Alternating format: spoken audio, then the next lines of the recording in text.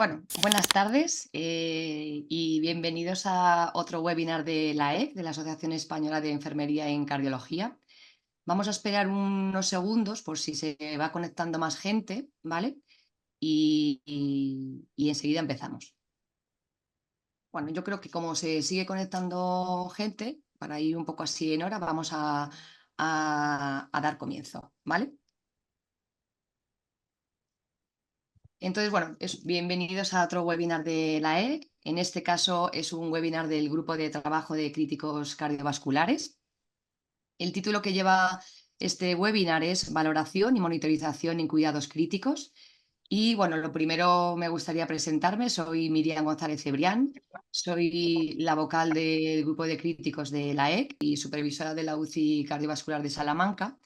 Y bueno, vamos a presentaros un webinar de críticos. Es verdad que hemos querido hacer un webinar bastante complejo, un poco completo, un poco intenso también, para que resulte un poco útil para todos los enfermeros que trabajan en las unidades de críticos. Es decir, habrá cosas en el webinar que a personas que están recién comenzada su andadura en una unidad de críticos les vaya a servir, pero también hemos querido dar aspectos y pinceladas un poco más complejas para aquellos profesionales que llevan más tiempo en la unidad y que por lo tanto sea provechosa para todos. Esperamos que os guste y bueno, la idea es que como sabéis que se va a quedar grabado y que tenemos la opción de verlo, a aquellos que queráis compartir la presentación con otros compañeros o bien en vuestras unidades, pues que tengáis presente que se va a quedar grabado y que por lo tanto se podrá utilizar.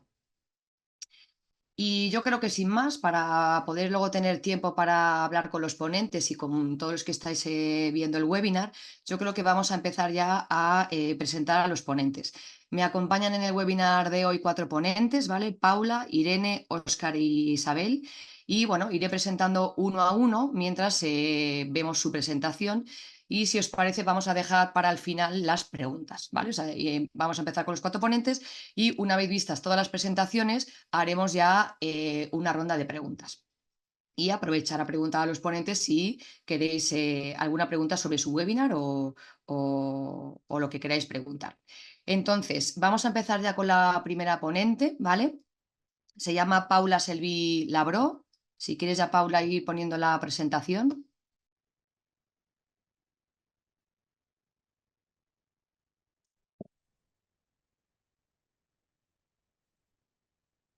¿Puedes compartirlo, Paula? Sí, un momento. Perfecto. Y así te voy presentando. ¿Te parece? Bueno, Paula Selvi Labró es enfermera que lleva 7 años de experiencia en cuidados críticos y hemodinámica cardíaca. Ella trabaja en la unidad de cuidados intensivos coronarios del Hospital Universitario de Bellvitge. Además, es profesora de la Universidad de Barcelona y participa como ponente en el máster de paciente crítico. Además, también forma parte del grupo de simulación clínica de su hospital. Como veis, nos va a hablar, es la primera ponencia y por lo tanto es una valoración inicial, primaria y monitorización básica para los pacientes de críticos. Buenas tardes, Paula. Hola. Podemos empezar la presentación, ¿no? Imagínate todos los que estamos, la mayoría, ¿no? Pues enfermeros de unidades de críticos.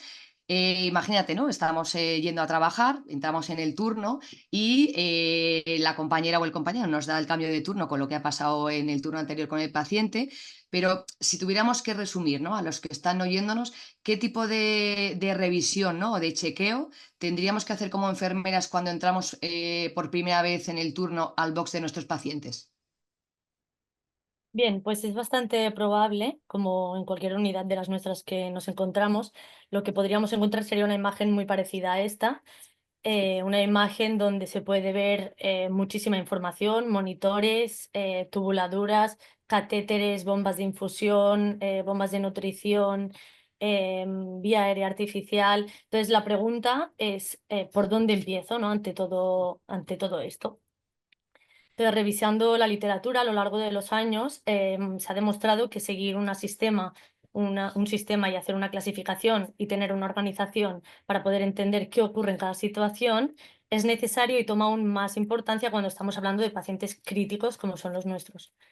Entonces, hay muchos tipos de valoraciones que se puede seguir según el tipo de paciente, como puede ser la valoración que conocemos pediátrica a nuestra izquierda, según su complejidad, según su sistemática, de orden de pies a cabeza, según las necesidades de Virginia Henderson, pero en este caso nos vamos a centrar en el abordaje ABCD del paciente crítico.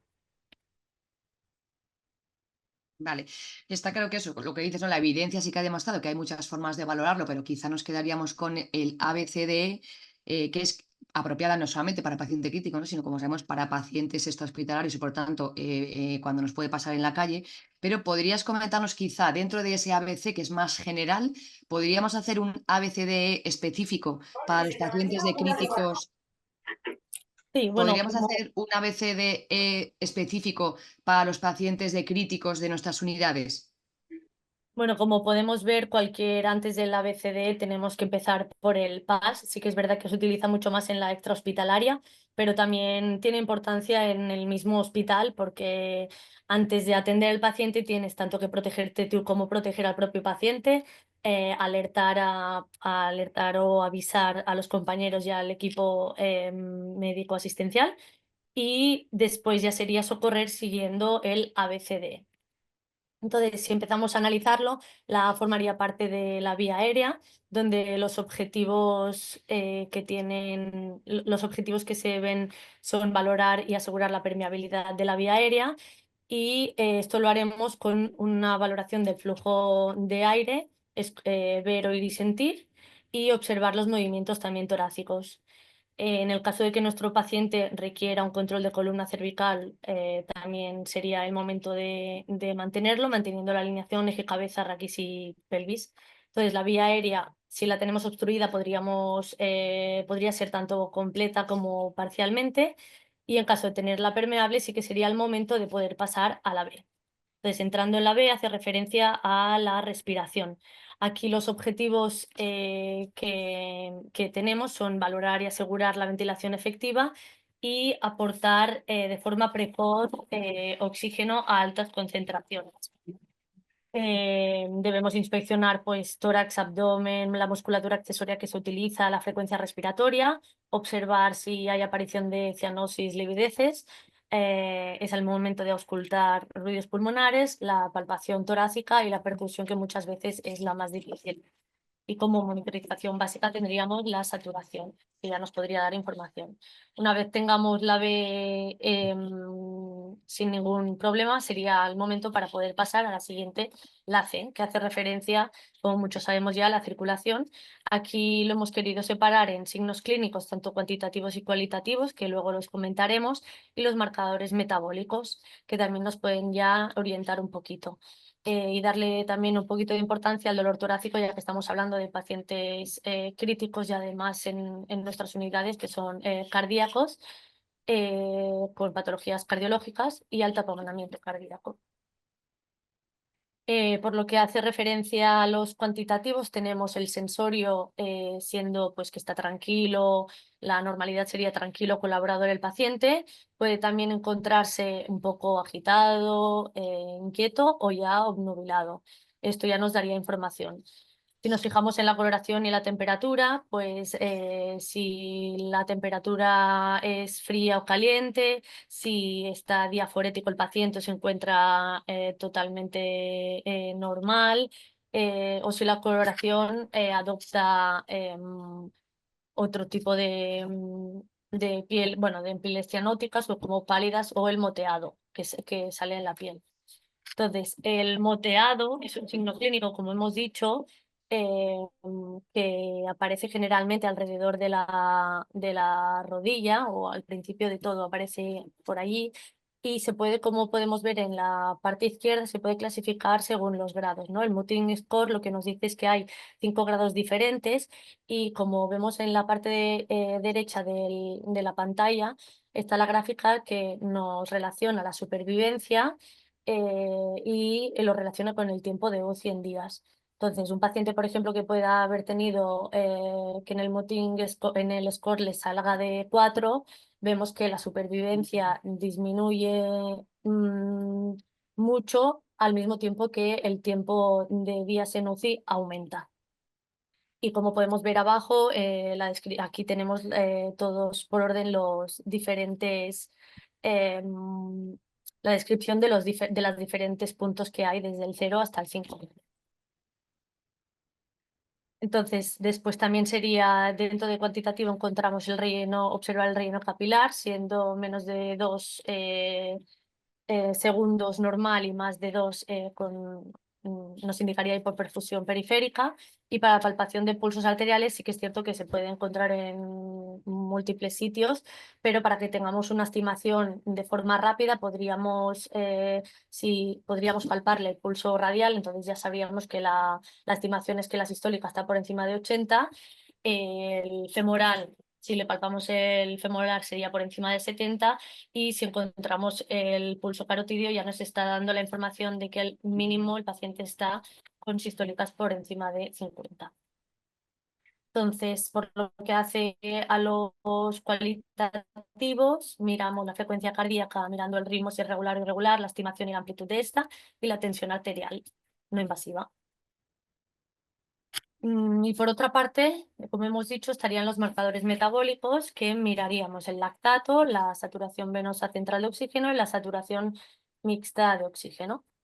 Entonces, si alguna de estas cosas de las que hemos comentado, tanto de los signos clínicos como de los marcadores, hay algo que no se ajuste a la normalidad y que por lo tanto ya no sea normal, se tendría que buscar la causa, porque es posible que nuestro paciente esté en shock. ¿Cómo sabemos que nuestro paciente está en shock?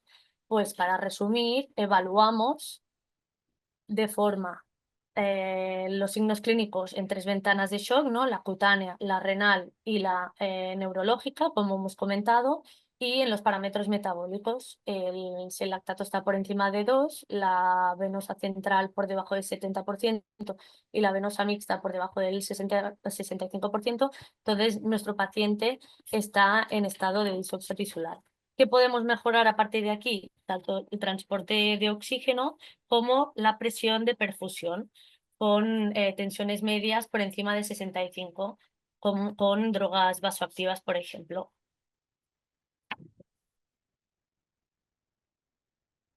Entonces, el transporte de oxígeno hemos dicho que depende del gasto cardíaco, y este depende a su vez de la frecuencia cardíaca y del volumen sistólico, que este depende de la precarga, de la postcarga y de la contractibilidad.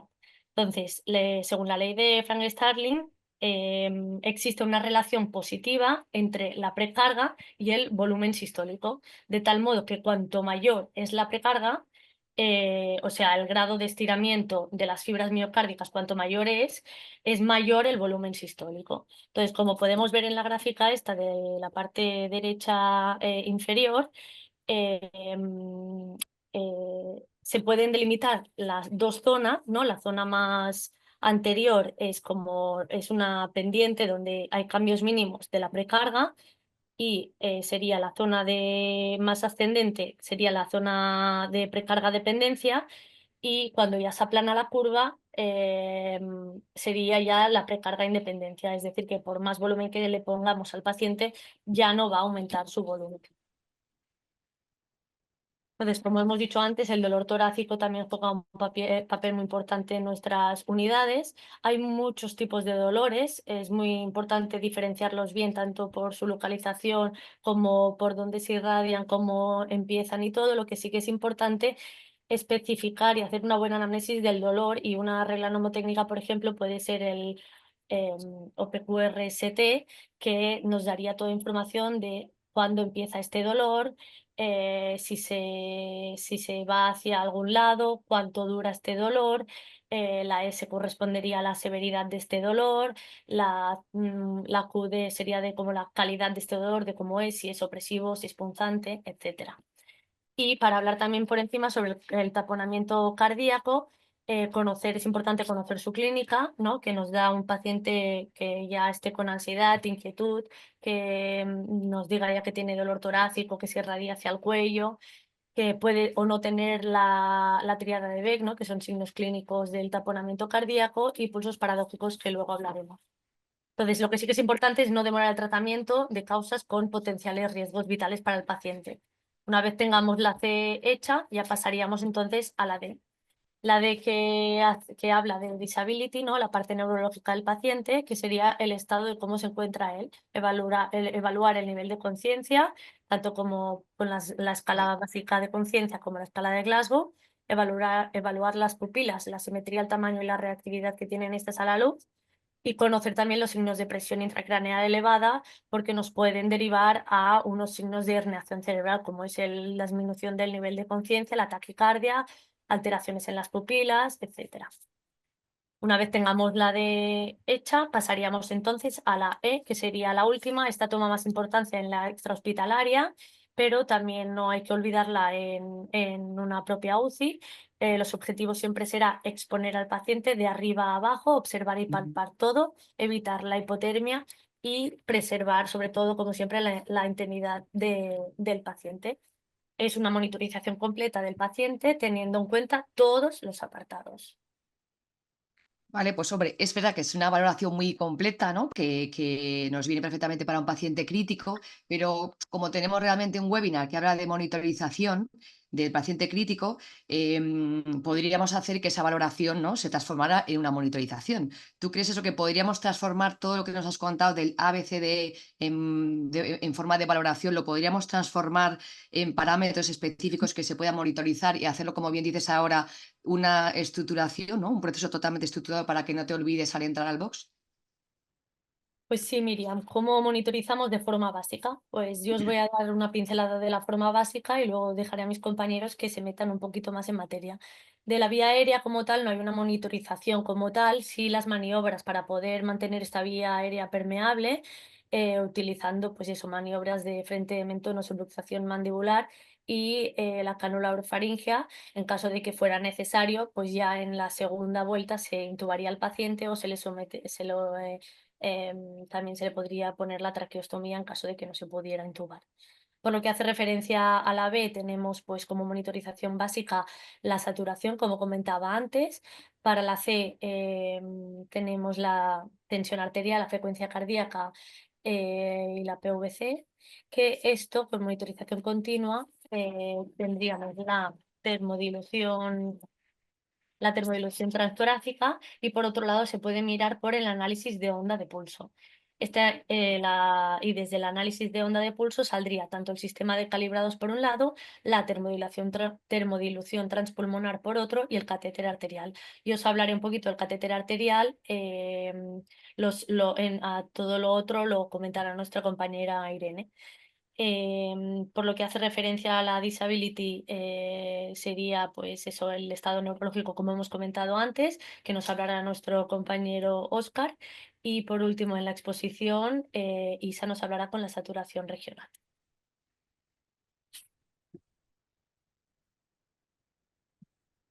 Entonces, en la B, lo que estábamos diciendo, la pulsioximetría es lo que tiene más importancia.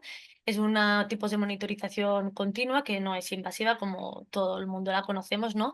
Y lo mide a través de dos longitudes de onda. Entonces, hay diferentes tipos de pulsis que los podemos adaptar en función del tipo de paciente que nos encontremos, pues los pediátricos o los pacientes más añosos que requieren de un pulsi pues del de pegamento, y como podéis ver aquí pues he puesto por ejemplo el del lóbulo también de la oreja o el convencional como se ve abajo. Lo que sí que es importante saber también de la pulsioxiometría, que no siempre nos vamos a tener que fiar de los valores que nos dé, sino como todos conocemos también lo más importante es fijarse en la curva, pero hay muchas veces que estos valores se ven infravalorados por diversas limitaciones, como podrían ser a nuestra derecha, que se ve la luz ambiental, que lo que hace es sobreestimar el valor, junto con otros como el movimiento, colorantes intravenosos, el esmalte de uñas, la hipotermia, la anemia, la hiperoxia. Todo esto lo que nos darían son valores por debajo de lo que realmente está nuestro paciente. Ya pasando a la C, la tensión arterial, solo con bueno, podemos tener la no invasiva, que sería la PNI de siempre, o la invasiva, que nos vamos a centrar en el catéter arterial, como hemos dicho. Esto lo mide a partir del análisis de la onda de pulso. es importante tener en cuenta la instalación de este, como ya sabemos, de forma séptica. En muchos hospitales son las propias enfermeras o enfermeros que lo ponen, pero en otros, como todos venimos de un sitio distinto, en otros en nuestro hospital, por ejemplo, son los residentes, los cardiólogos que lo ponen, ¿no? Entonces, después hablar sobre todo del eje flebostático, que eso sí que es totalmente nuestra función, que el eje flebostático se encuentra en el cuarto espacio intercostal del paciente y es donde debe estar colocado el transductor. ¿Por qué es importante esto? Porque por cada 2,5 centímetros que el corazón esté desviado con respecto al punto de referencia del transductor, se puede producir un error hasta de 2 milímetros de mercurio, ¿no? Entonces, como vemos aquí abajo a la derecha, eh, sabemos que cuando el corazón está alineado con el transductor a cero, o sea, el eje flebostático está a cero, no tendremos, o sea, cero al cuarto espacio intercostal bien posicionado, no habrá un error. En cambio, si por ejemplo el corazón, bueno, el paciente está 25 centímetros por debajo del transductor, eso nos dará una presión 20 milímetros de mercurio más baja de la que realmente está nuestro paciente y al revés, cuando el paciente esté 25 centímetros por encima del transductor, nos dará 20 milímetros de mercurio, la presión más alta de lo que realmente. Entonces, es una de las tareas principales que creo que hay que tener en cuenta, que muchas veces pasa un poco desapercibido y es muy importante, ¿no? Tanto hacer controlar el eje flebostático como hacer el cero ambiental, que sería lo siguiente. Y después pasamos también al test de onda cuadrada, que esto, ¿por qué tenemos que realizar el test de onda cuadrada? Pues todos los transductores pueden tener y presentar amortiguaciones, ¿no? Y la amortiguación óptima tiene como resultado una forma de onda y un valor visualizado fisiológicamente correcto. Pero, entonces, ¿cómo hay que hacer este test de onda cuadrada, ¿no? Lo primero es tirar del flash de la pestaña sobre el dispositivo lavador y entonces se trata de observar la onda cuadrada que se genera en el monitor. Como podemos ver aquí abajo, donde pone óptimamente amortiguado, ¿no? Está estudiado que oscilaciones de 1,5 a 2 son oscilaciones que se aceptan, ¿no? Entonces los valores obtenidos serán exactos. Pero por el contrario, si las oscilaciones son más de 2, como podemos ver debajo, nos estará dando la presión sistólica, estará sobreestimada y las presiones diastólicas pueden estar subestimadas. Entonces tampoco estaríamos dando el correcto valor de la presión. Del mismo modo que pasaría si está sobreamortiguado con oscilaciones de 1,5, que por lo tanto la presión sistólica queda subestimada. Son las rayitas, ¿no?, que salen después de nosotros hacer un lavado, ¿vale? Y después, nada, también, ¿no?, el catéter arterial, pues como todos sabemos, nos sirve para para la toma de muestras. Por lo que hace también a la tensión arterial, solo con la misma onda de pulso nos puede dar infinidad de información. Podemos incluso orientarnos hacia algún tipo de diagnóstico con únicamente la onda de pulso, como es, por ejemplo, la disminución de la presión de pulso. Pues nos podría indicar que el paciente lo tenemos en shock cardiogénico, taponamiento cardíaco, o una presión sistólica reducida, pues nos podría estar dando información sobre que el paciente tiene una estenosis aórtica. O por ejemplo, el pulso paradójico, como tenemos aquí debajo, que es el que antes comentaba con el taponamiento cardíaco, que es el gran descenso de la presión arterial sistólica y de la amplitud de la onda, ¿no? Es la caída de la presión de pulso, que es más de 10 milímetros de mercurio en la inspiración. Luego, formas de monitorizar también tenemos, bueno, en el catéter venoso central nos puede dar información, como todos sabemos, para monitorizar la PVC, que la PVC sí que la usamos, pero no es una medida dinámica, sino que sería una medida estática. Y para terminar, el disability, que sería la electroencefalograma, con el monitor del BIS, que nos explicarán más adelante. Y la exposición, en la parte de la exposición, podríamos saber la saturación regional gracias al limbo cerebral y distal, que más adelante nos explicará Isa.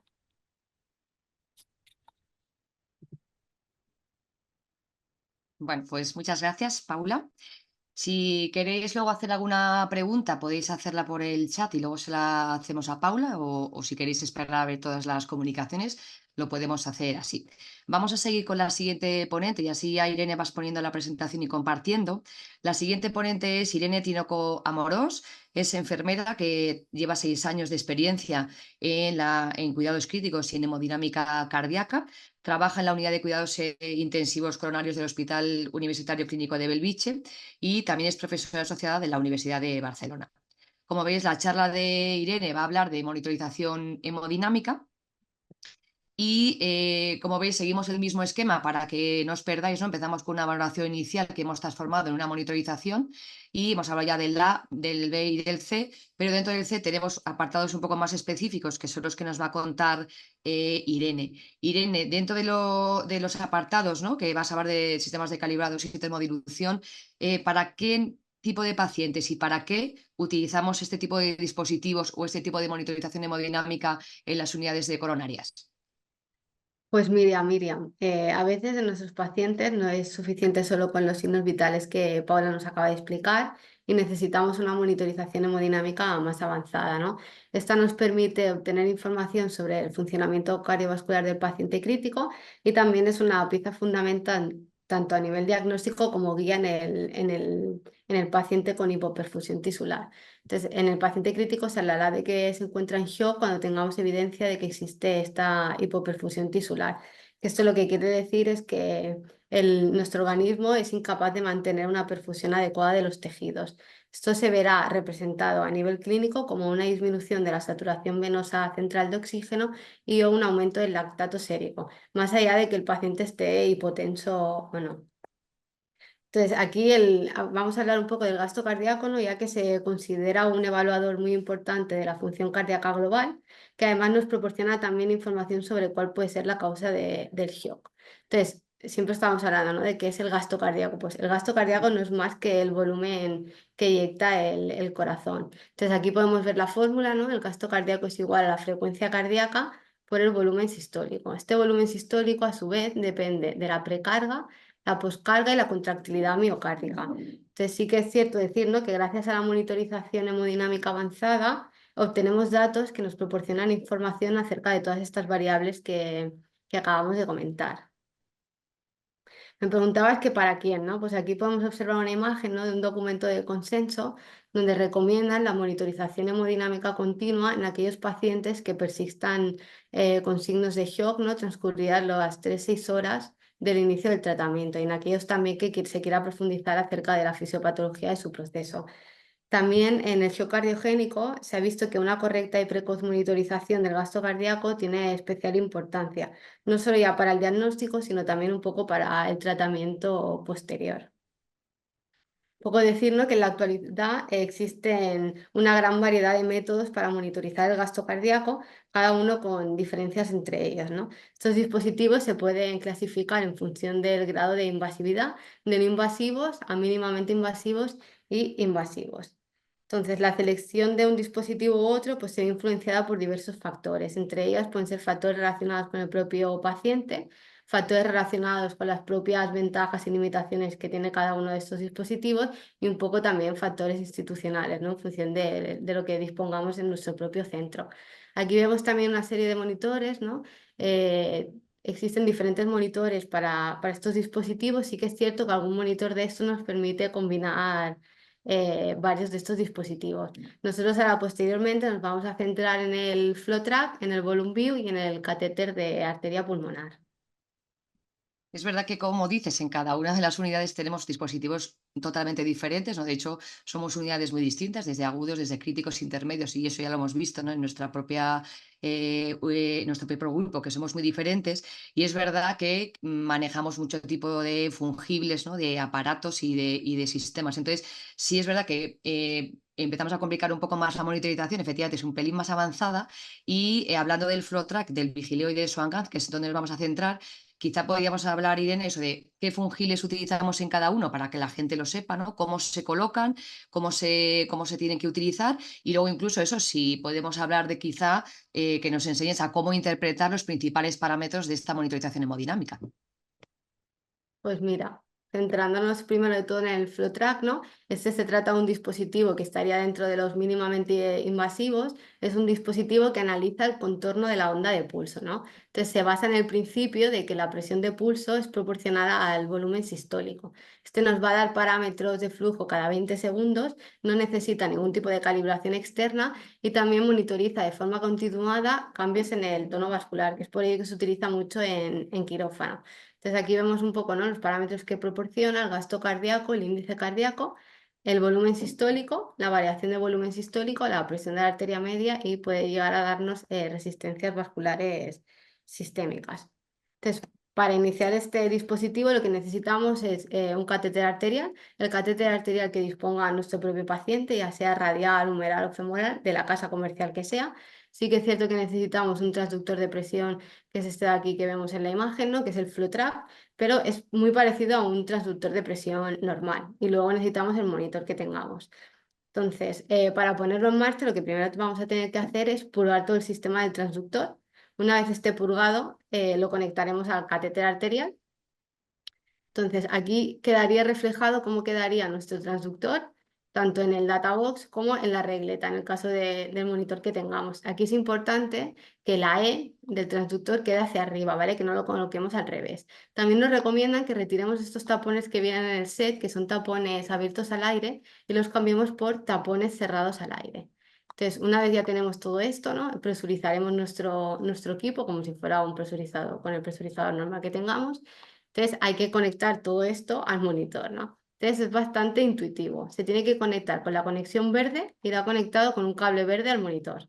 Esto no tiene pérdida. Y luego el cable rojo se tiene que conectar a un cable de presión externa, el que normalmente utilizamos, porque esto lo que nos va a permitir es poder derivar la presión arterial de nuestro paciente al monitor de cabecera del propio paciente, para poder tenerla monitorizada ahí.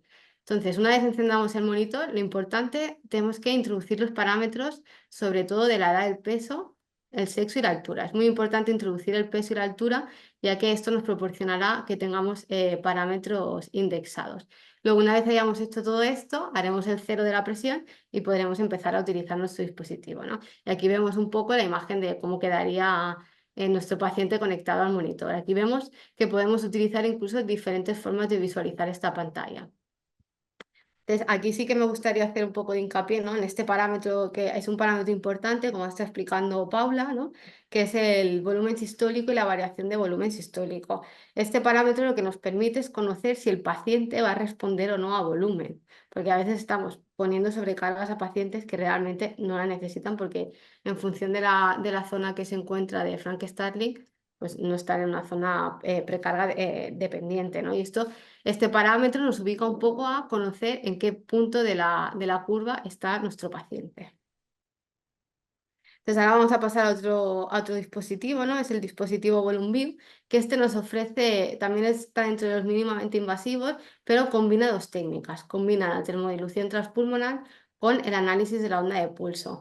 Esto nos permite que podamos visualizar parámetros hemodinámicos, como sería aquí los que están en esta parte de aquí, ¿no? El gasto cardíaco, el índice cardíaco, el volumen sistólico, la variación de volumen sistólico, las resistencias y el índice de volumen sistólico.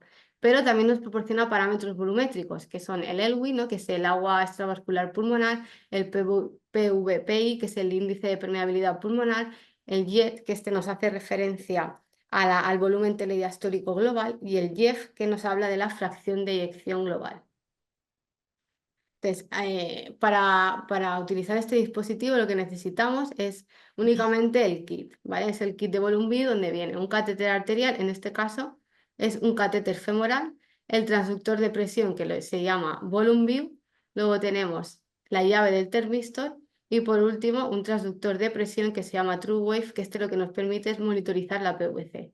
Nuestro paciente aparte deberá llevar un catéter venoso central, el que sea, ya sea yugular, humeral, no pasa absolutamente nada y de la marca que tengamos, ¿vale?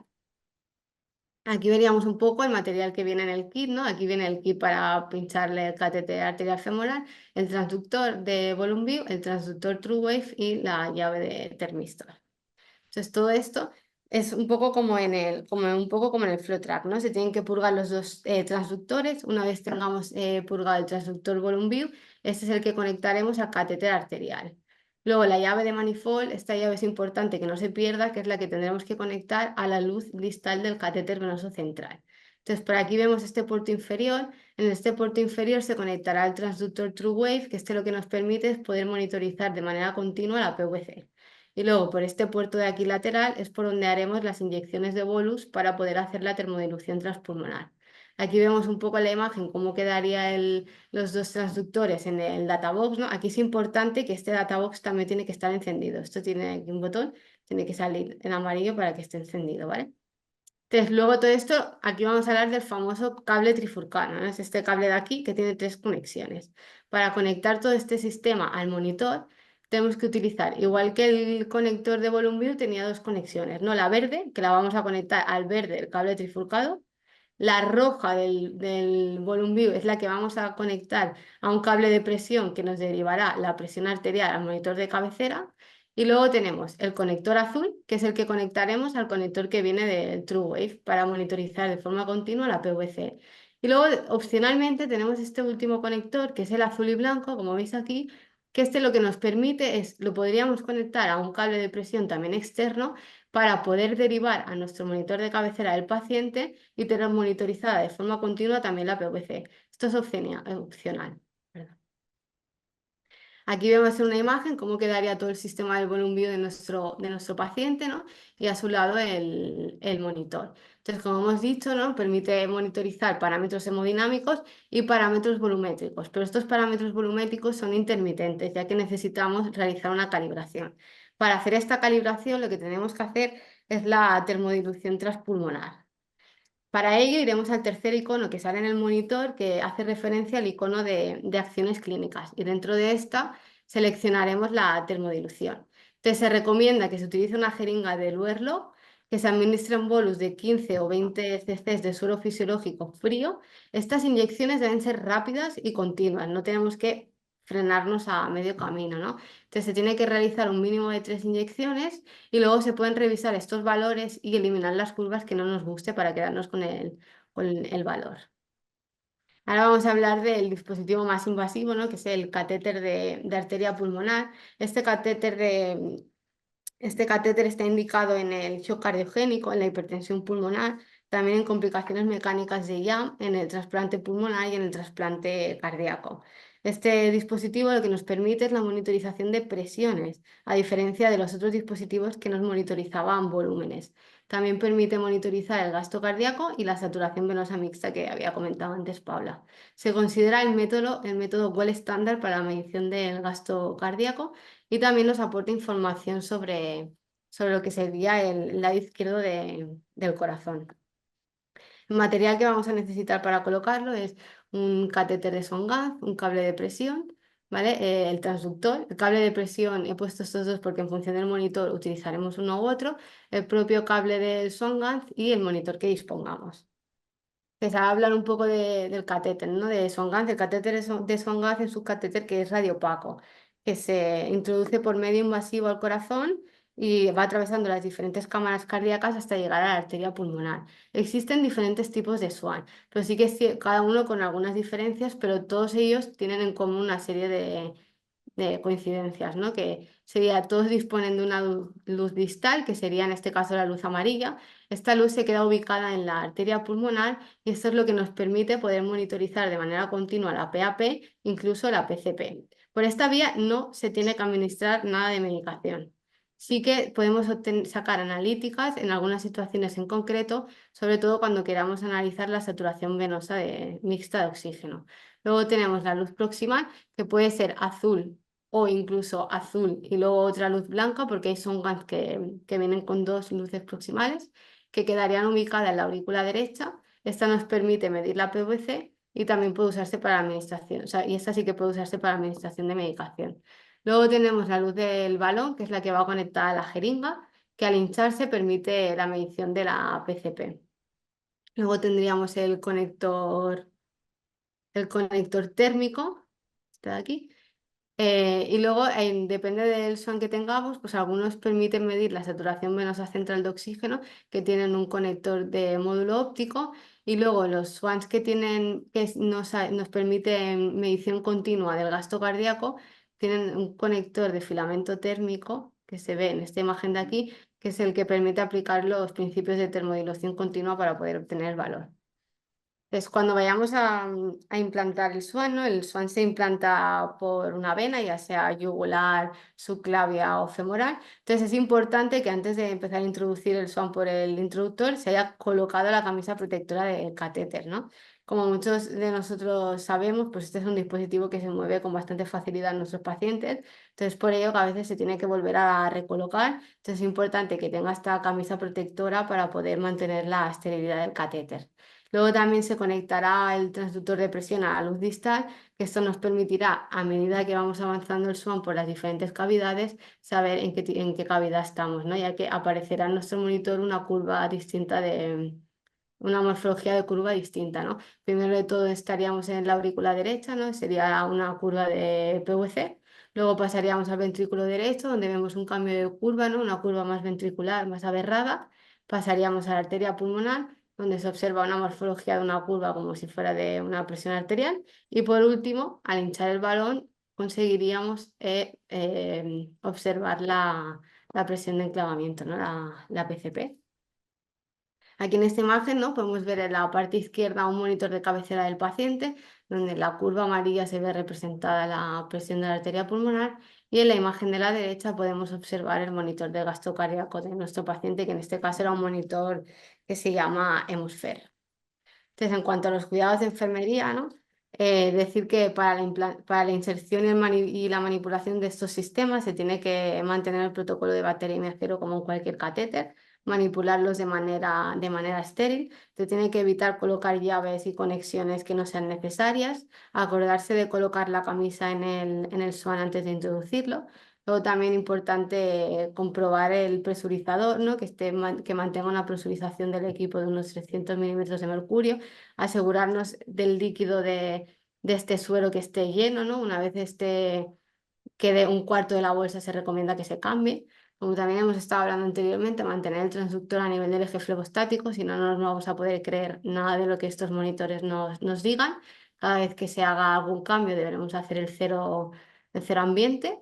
Y luego acordarse de introducir los parámetros en el monitor, ¿no? Sobre todo los relacionados con la altura y el peso, porque nos permitirá tener los parámetros indexados de nuestro paciente.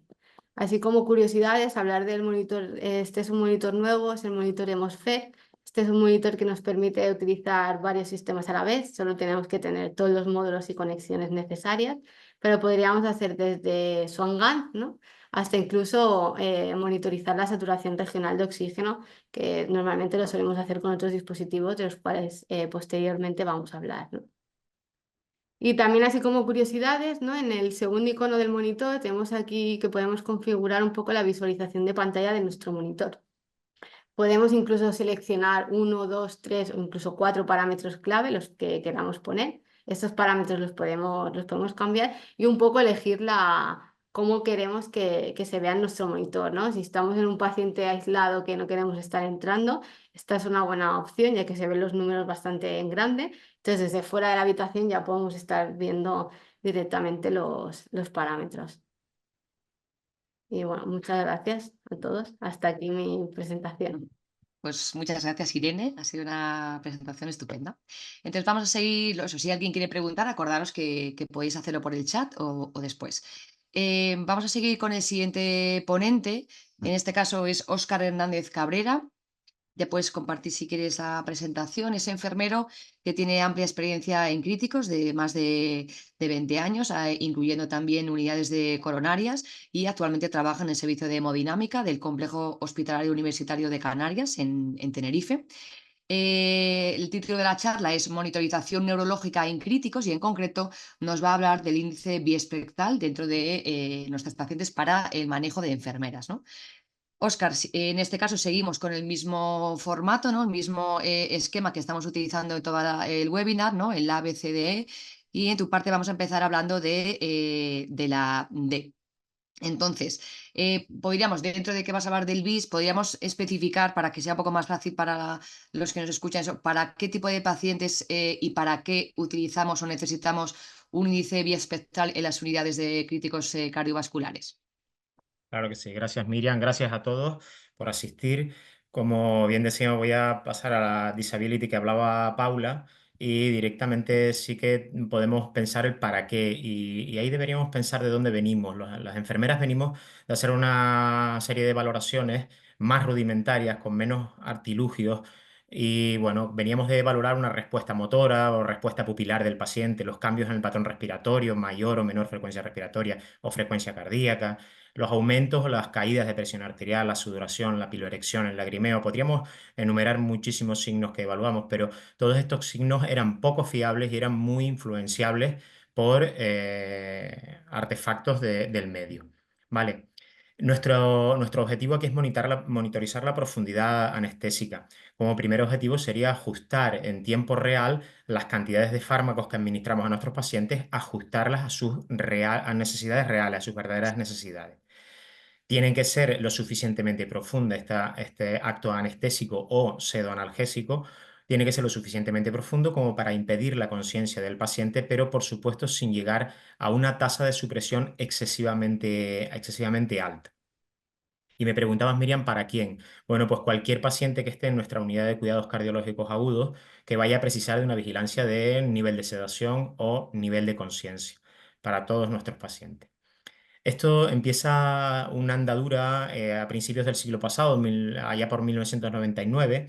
Berger descubre que al clavar unas agujitas en el cuero cabelludo encuentra una serie de ondas.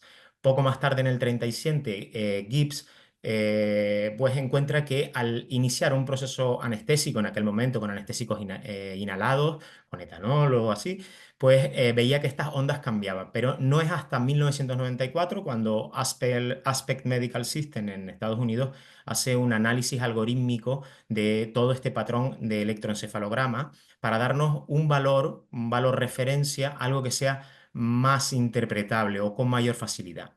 Y esto lo llama índice biespectral. En 1996, la FDA, la Food and Drugs Administration en Estados Unidos, lo considera como una monitorización de fármacos genial, y en 2003 también la FDA lo considera un beneficio para la salud pública, ya que reduce la incidencia de conciencia durante el proceso anestésico. ¿Cómo lo hace? Pues con un análisis de la actividad eléctrica de las neuronas piramidales del córtex frontal, que es donde vamos a colocar nuestro sensor, que luego veremos. Esta actividad eléctrica va a atravesar los tejidos hasta la piel y es recogida por unos electrodos colocados de manera no invasiva o mínimamente invasiva sobre la piel limpia en la frente del paciente. Vale, pues si quieres, como Irene, ¿no? Vamos a intentar explicarles a los que nos estén escuchando qué tipo de materiales, de fungibles existen para este tipo de dispositivo del BIS y cómo lo tenemos que colocar para que realmente el parámetro sea correcto. Perfecto, el monitor BIS es muy usado y aquellos que lo han usado en sus unidades saben que no es complejo, no se necesita demasiado material. Unos guantes, unas gasas no indispensablemente estériles, alcohol y gel conductor. Vamos a necesitar un monitor con módulo de medición de BIS. En nuestra unidad coronaria tenemos monitores Mindra y sí que tiene módulo de medición, o bien un monitor BIS independiente que podemos acoplar al cabecero de la cama. Un cable de BIS que es de fibra óptica que transmite la señal de los electrodos. Cuidado, porque al decir fibra óptica quiere decir que si pasamos con la rueda de la cama por encima de esa fibra óptica la podemos fracturar y quedarnos sin monitorización BIS hasta que sustituyamos ese cable. El sensor BIS, que es un sensor desechable, el más usado para pacientes adultos, es el sensor 4 y se recomienda, el fabricante recomienda su sustitución cada 24 horas. Sí que es cierto que podemos mantenerlo algo más, pero siempre con vigilancia de la piel del paciente, de la piel de la frente. La colocación del sensor en realidad es sencilla. Si el paciente estuviera despierto, porque no sé, se me ocurre que vamos a hacer una cardioversión y vamos a sedarlo y le vamos a colocar un sensor BIS, pues informamos al paciente en ese caso, en el que esté despierto. Encendemos el monitor es sencillo de encender, que es ahí abajo a la derecha con un botón de on-off. Nos lavamos las manos, nos colocamos guantes y limpiamos con una gasa impregnada al alcohol la frente del paciente. Cuidado porque si esa grasa impregnada en alcohol, el alcohol llegara a mucosas o a los ojitos del paciente, le podríamos hacer daño. Y secaríamos el alcohol, el excedente de alcohol y el excedente de grasa de la frente del paciente con una gasa seca para luego colocar el sensor. Seguidamente extraemos el sensor BIS de su envase. Importante extraerlo en ese momento que lo vamos a colocar para evitar la sequedad de los electrodos y lo colocamos en la frente del paciente. ¿Cómo lo colocamos? Bueno, pues ahí estarían los 4 electrodos que colocamos. El electrodo 1 en la línea media frontal, en torno a 5 centímetros por arriba del puente de la nariz. El electrodo 2, que es la toma de tierra, correlativo al 1. Y el electrodo 4 en la zona externa del arco superciliar, por encima de la ceja. Y el electrodo 3 en la zona temporal, oblicuo a la ceja, no paralelo. Y cuidado porque en la zona temporal pasa la arteria temporal y si lo colocamos justo encima nos va a artefactar y no nos va a medir solo electroencefalograma, sino también el movimiento de esa arteria. Hay que alejarlo un poco de la arteria, que en muchas ocasiones se nota la arteria latiendo.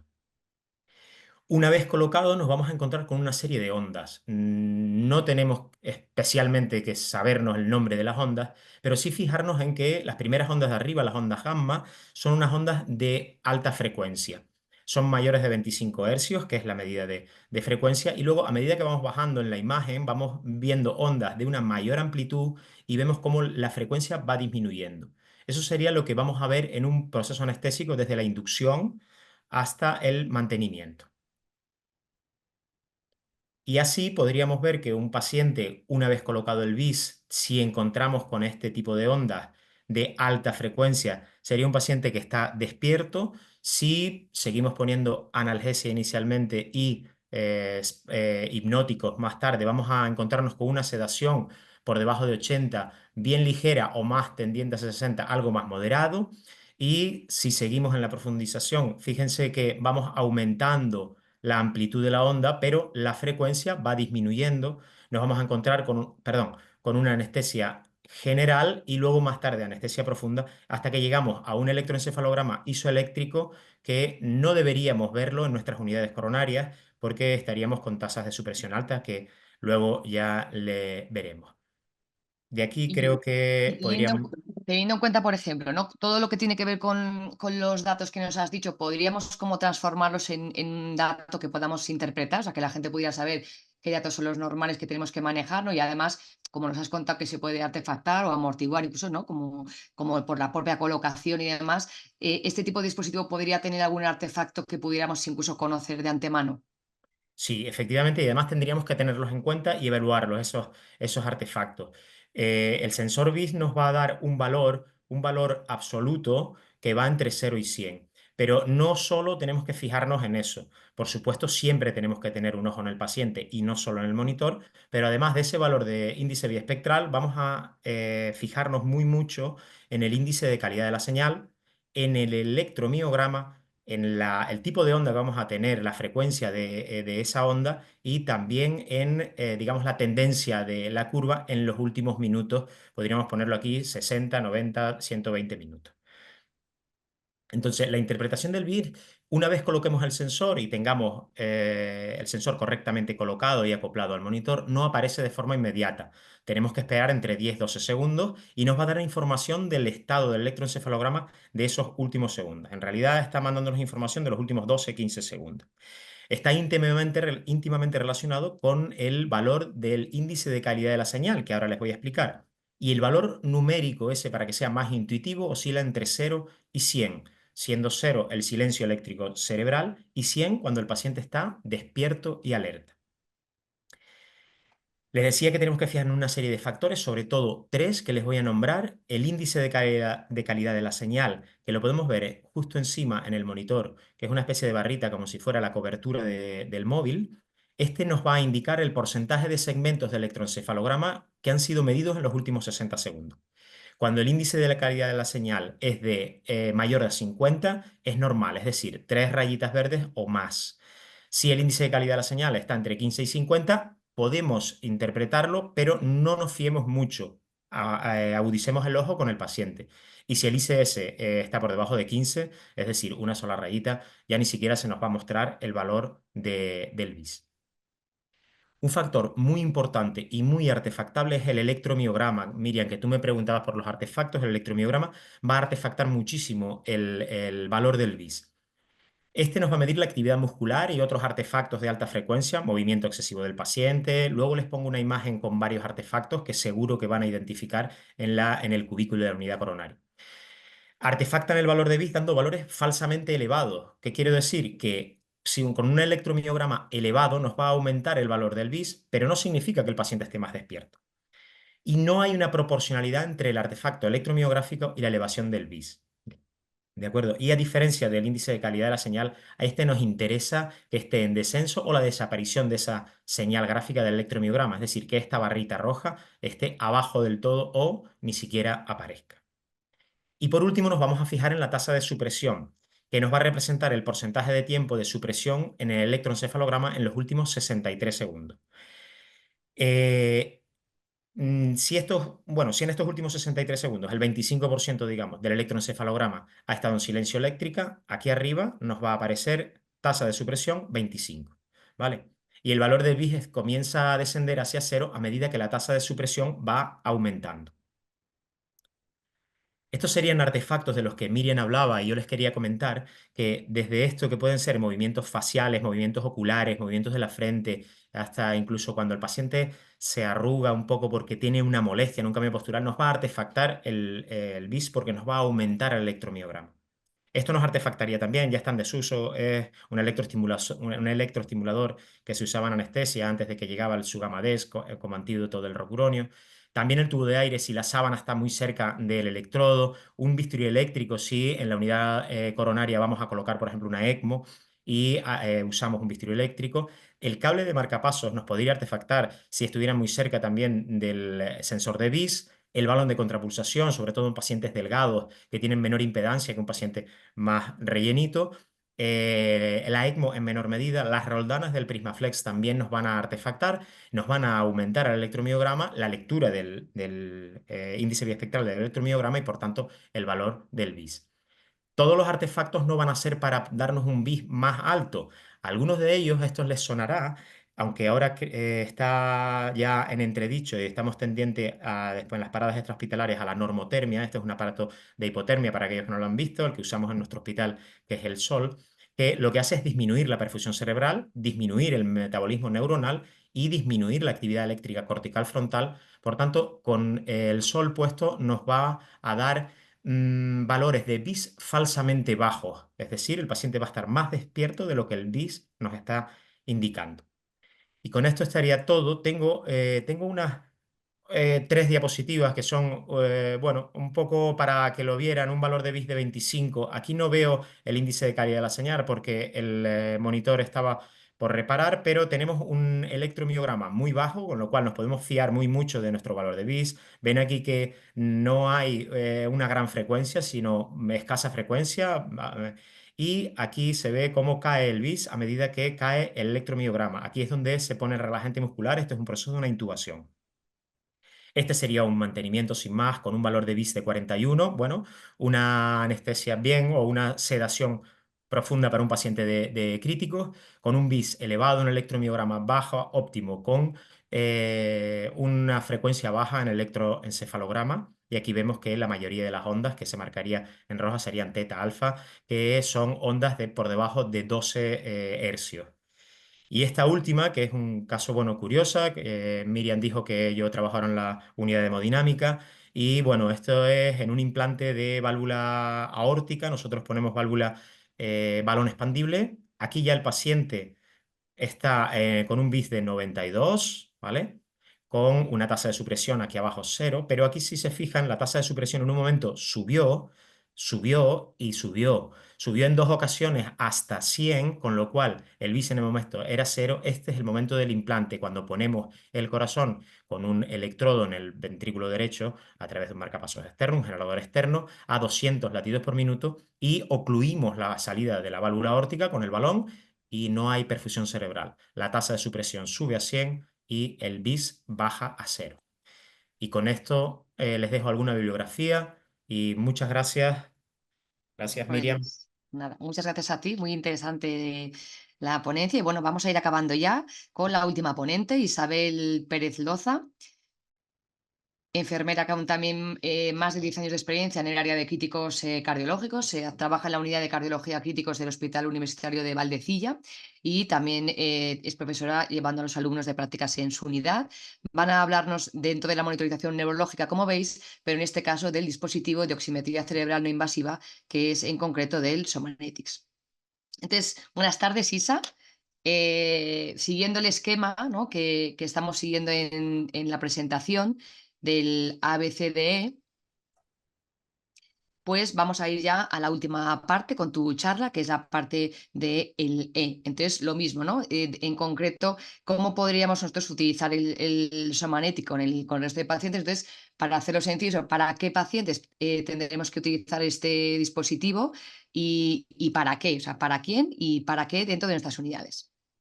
Bueno, buenas tardes a todos. Gracias, Miriam, por la presentación y a Laik por darnos esta oportunidad. Y nada, me ha tocado hablar del Somanetics o el Inbox. ¿Para quién lo vamos a utilizar? Pues bueno, lo vamos a utilizar en todos los pacientes que queramos hacer un control continuo de la saturación regional de oxígeno, tanto a nivel cerebral como de miembros inferiores en caso de que el paciente tenga algún tipo de dispositivo de soporte circulatorio externo, ya sea tipo ECMO, Impella. ¿Y para quién? ¿Para qué tipo de pacientes? Bueno, pues para todos los pacientes en los que queramos controlar de manera estrecha la saturación regional de oxígeno. Os he puesto alguna foto para que veáis ejemplos.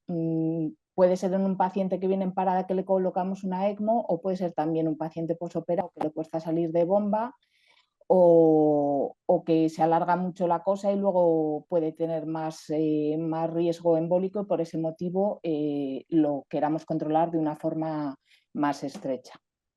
Vale. Y podríamos también, como en el resto de casos, intentar definir eso, qué material o fungible existe para este dispositivo, para el Inbox, y cómo lo colocamos, ¿no?, para ayudarnos, pues si en alguna unidad no se utiliza, para aprender a utilizarlo. Vale, bueno, pues en este caso el material que utilizamos es el equipamiento completo del Somanetics, que se compone por un lado del monitor, de los cables principales que son los de los canales, el 1 y el 2 y el 3 y el 4, que van unidos a un amplificador de señal que no se puede desunir de él. Y luego tenemos los cables simples, que sería el 1, el 2, el 3 y el 4, que va unido al sensor desechable y al amplificador. Y luego también tendríamos que usar los sensores desechables, que solemos usar 4 si queremos monitorizar tanto la zona frontal como los miembros inferiores, y que la casa comercial también recomienda su sustitución cada 24 horas. Y su colocación pues también es limpiando la zona con alcohol digasa, secándolo bien, y colocaríamos adecuadamente las pegatinas. Sí que intentamos utilizarlas, aunque no sea lo recomendable, un poquito más. ¿Y cómo encendemos el dispositivo? Porque bueno, muchas veces parece algo obvio, pero no lo es tanto, ¿vale? En este caso, este monitor tiene un doble encendido. Tiene un botón de on-off en la parte de atrás, que tiene que estar sí o sí en on, para que luego en la parte delantera, al pulsar el botón verde que os marco en la diapositiva, se encienda. ¿Qué es lo que sucede con ello? Que puede aparecerte monitorizado solo la zona frontal o frontal y miembros inferiores. En caso de que se quiera modificar, se hace a través del menú, selecciona si quieres solo el canal 1, 2 o ambos canales, y para que te salga no es instantáneo, sino que tienes que apagar en el botón verde y volver a encender. Vale, entonces las conexiones del Somanetics, un poco por repasarlo y porque quede claro, porque a veces no. Entonces, los cables anchos, que son los que van a los amplificadores, que es el canal 1, 2 y el 3 y 4, que van al monitor, y luego los cables simples, ¿vale? Que esos, aunque los conectes, no conectes el 1 en el 1, si conectas, por ejemplo, el 1 en el 3 o el 1 en el 4, te va a funcionar igualmente. Pero si disponemos de todos, pues es mejor colocarlo bien, sobre todo para que luego en la monitorización nos salga de forma adecuada. Y sí que es muy importante cuando conectamos la pegatina al cable simple tener cuidado de no tocar la zona más distal, porque puede estropearse, es muy sensible y puede estropearse. ¿Y cómo conectamos ya los cables simples? Bueno, pues la zona frontal, el 1 sería el izquierdo, el 2 el derecho, y en miembros inferiores el 3 sería el sensor izquierdo y el 4 el derecho.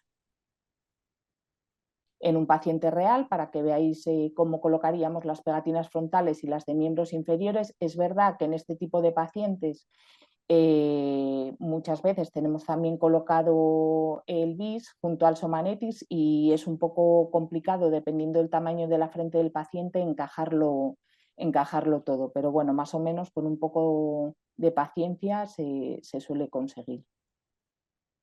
Y luego los amplificadores de señal, como no se pueden desconectar y el cable va unido completamente, es importante colocarlos que nos quede cómodo, porque luego si hacemos bandejas al paciente o les movilizamos, pues para no engancharnos con los cables. Nosotros solemos poner lo que es de la parte frontal en la parte superior de la cama, en un lateral, y en el lateral opuesto solemos colocar lo de miembros inferiores al final de la misma para que no nos moleste, ¿vale? Y bueno, las conexiones de los cables al amplificador que va al monitor. En caso de que queramos solo frontal, conectamos el canal 1 y 2, y si queremos también el de miembros inferiores, pues conectaríamos el 3 y el 4, como veis en la diapositiva. Y, por ejemplo, comparando un poco con Oscar, ¿tendríamos algún tipo de interpretación o algún margen superior o inferior? ¿O es diferente? ¿Cómo se interpreta realmente el inbox, el dispositivo? Vale, pues en este caso no tenemos una escala como nos ha contado Oscar, ¿no? Oscar nos ha contado que tenemos una escala de 0 a 100 en el que en el 0 no hay actividad eléctrica y en el 100 el paciente estaría despierto. Bueno, pues nosotros con este dispositivo lo que hacemos es generar una línea base al conectar al paciente. Tú conectas al paciente y se genera una línea base. A partir de esa línea base, que cada uno o cada paciente tiene la suya, descensos por encima del 25% respecto al valor tomado sería un signo de alarma, ¿vale? Entonces, no es solo el valor que te da la interfaz, que sí que hay que vigilarlo y tenerlo en cuenta, sino que también hay que mirar la tendencia a lo largo del turno. Y hay que tener en cuenta que, por ejemplo, los pacientes que tenemos en cardiocríticos que pueden tener una oxigenación arterial del 85%, pues un valor de oximetría cerebral del 55% frontal sería normal, ¿vale? Para hacernos una idea. Luego, en nuestro caso, el registro del dispositivo lo pasamos al sistema informático con el que trabajamos, que nosotros trabajamos con el Ignovian, aunque pronto nos cambiaremos a otro sistema, Alica creo que se llama. Y para finalizar, pues unos cuidados de enfermería básicos en referencia al control del dispositivo sería revisar y vigilar de manera continua que estén las pegatinas correctamente colocadas, los números, como hemos dicho, que realmente el izquierdo esté colocado en el lado izquierdo y el derecho en el derecho, que el equipo esté correctamente enchufado y los cables correctamente ensamblados, y vigilar la tendencia de los valores sin perder de vista, lógicamente, al paciente. Y bueno, pues os dejo un poco de bibliografía por si queréis consultar. Y bueno, la verdad es que os podría contar muchas cosas más, pero bueno, pues el tiempo es el que es. Y nada, gracias a todos por la atención y por estar ahí. Bueno, muchas gracias, Isa. Y si queréis, si me lo permitís, sí me gustaría cerrar ya el webinar con una pregunta a los cuatro, ¿vale? Cada uno, desde vuestra experiencia como enfermeros en las unidades de críticos, ¿qué mensajes o puntos clave, no algo, un mensaje para llevar a casa que le dierais a cada uno de la charla que habéis dado? Por ejemplo, si queréis, empezamos con Paula. Bien, bueno, pues decir que nuestro paciente, el paciente crítico, es complejo y es dinámico. Complejo porque hay múltiples variables a analizar y dinámico de que hay grandes cambios en muy poco tiempo. Entonces, por ello requiere de unidades específicas y personal también cualificado y capacitado. Entonces, hablar de que la valoración de un paciente crítico es súper importante, como decíamos, adoptar una sistemática, de tal forma que si somos ordenados valorando a un paciente, no nos olvidaremos nada y sabremos al mínimo detalle del paciente. Que la valoración primaria tiene que ser completa, pero también de forma muy rápida, que no requiere una monitorización muy compleja, hablando justo de la valoración primaria.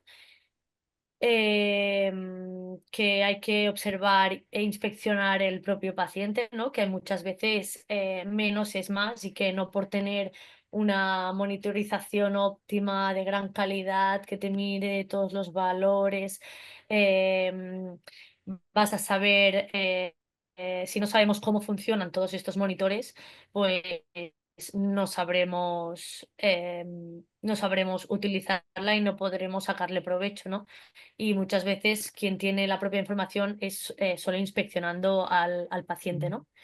Y lo que comentábamos, entender el monitor, tanto la función como la indicación y no solo el valor como tal, sino la tendencia gráfica que tienen muchos de ellos y humanizar la práctica.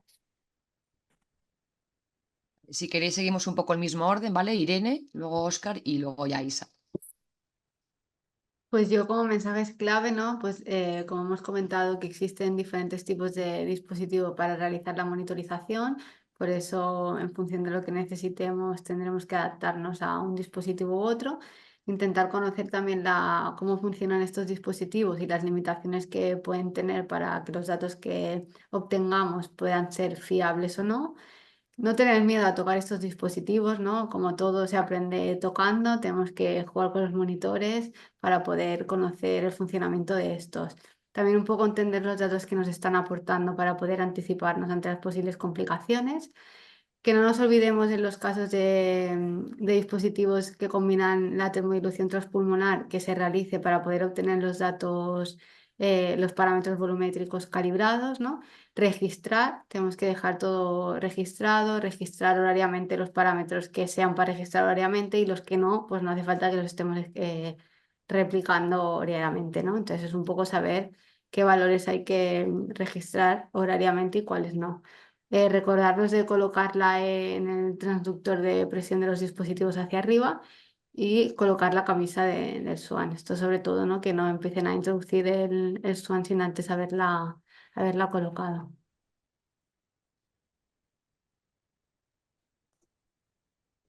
Bueno, yo por mi parte en la monitorización del índice biespectral, pues tener presente que existe suficiente evidencia que nos oriente hacia el uso del sensor BIS en todos nuestros pacientes que estén sometidos a una sedación, una pseudoanalgesia, una anestesia, que una buena valoración de los datos nos va a permitir anticiparnos a tasas de supresión excesivamente altas o a despertares no deseados porque nos falte una perfusión o lo que sea.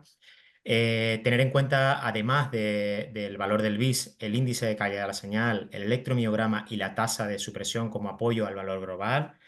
Valorar siempre las tendencias de dónde venimos para no llevarnos sorpresas y vigilar la zona de colocación del sensor, cambiarlo cada 24 horas o sea algo más. Podemos alternarlo en la frente hacia la derecha y hacia la izquierda. y hay que siempre no olvidarnos de prestar atención a signos y síntomas del paciente, no solo al monitor, aunque sí que es verdad que las enfermeras ya nos apoyamos muchísimo en los monitores, pero no nos olvidemos que el que tenemos ahí o la que tenemos ahí en horizontal, esa nos va a dar muchísima información si sabemos apreciarla.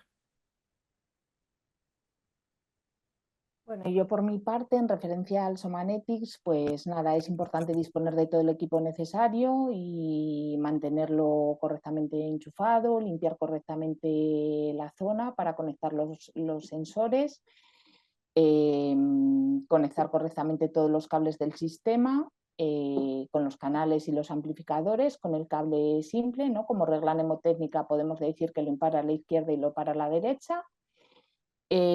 Refuerzo la idea de Irene de no tener miedo a tocar los dispositivos porque se aprende tocando y haciendo, eso está clarísimo, y también refuerzo a Óscar porque creo que es muy importante prestar atención a los signos y síntomas en el paciente y no solo al monitor. Vale, pues no sé si, bueno, primero, muchas gracias a los cuatro. Ha sido unas presentaciones excepcionales con muchísima información. Se nota que ha sido un webinar trabajado y esperemos que a la gente le haya gustado y sobre todo, no tanto solo para hoy, sino que le pueda servir también para su día a día. Entonces, si os parece ya, como nos hemos pasado un poco de la hora prevista, pues bueno, vamos a concluir y eso, gracias a los ponentes, por supuesto, gracias a la EC por la oportunidad de dejarnos hacer el webinar, a Isaac y a Conchi por su apoyo, por supuesto, siempre. Y bueno, yo simplemente quería eso, bueno, cerrar un poco el webinar. Recordaros que se va a grabar, que se puede volver a utilizar si alguien lo quiere utilizar en sus unidades y que bueno, que somos conscientes que igual era mucha información, pero que si alguien necesita o le apetece un webinar específico de ventilación mecánica o un webinar específico del BIS o un webinar específico de otra cosa, que nos lo diga, estamos abiertos. Tenéis el correo del grupo de críticos y si no directamente a la E, con lo cual estamos abiertos a sugerencias, con lo cual perfecto. Y luego, bueno, así como final, ¿no? Como vocal del grupo de críticos y además supervisora de una unidad de críticos cardiovasculares, pues bueno, no quería dejar pasar la oportunidad de reflejar eso, ¿no? Que queda patente que nuestras unidades son unidades complejas, somos unidades de críticos, pero además muy especializadas y que se demuestra además también por el nivel que tienen las enfermeras que trabajan en estas unidades. Entonces, eso, enhorabuena a todos y seguir apostando porque hay que formarse, hay que seguir el día a día, son muchos dispositivos diferentes y no es fácil trabajar en una unidad. Así que bueno, enhorabuena a todos, enhorabuena a la EC y nos vemos en el próximo webinar. Hasta luego.